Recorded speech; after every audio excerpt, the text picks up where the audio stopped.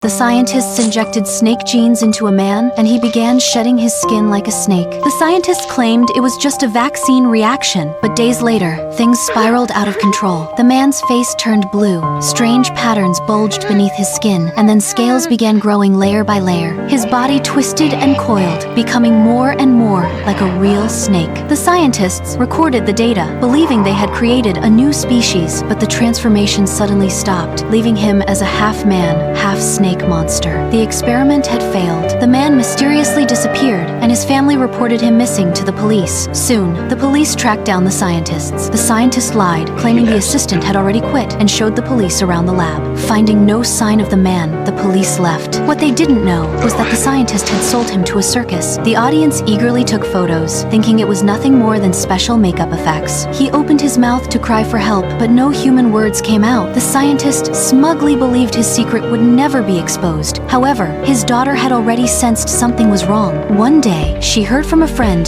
that a snake man monster had arrived at the circus. Shocked, she rushed over immediately, but by the time she arrived, the tent was already closed. The owner simply told her, "Come back tomorrow," but she couldn't wait, so she snuck into the circus late that night. When the lights revealed that figure, she stumbled backward in terror. The snake man was actually her father's assistant. Even worse, her boyfriend was her father's new test subject. She ran out of the circus and drove straight home. But it was already too late. The scientist's experiment had succeeded. Her boyfriend had completely transformed into a king cobra. To test her boyfriend's combat abilities, the scientist released another king cobra and forced them to fight. What the scientist never expected was that her boyfriend suddenly turned on him, venom spreading rapidly through his body. The scientist had no anti-venom prepared, and he quickly collapsed from the poison. By the time the daughter arrived, the scientist was already dead, and the police had also reached the scene. When they rushed into the lab, there was no sign of the boyfriend anywhere.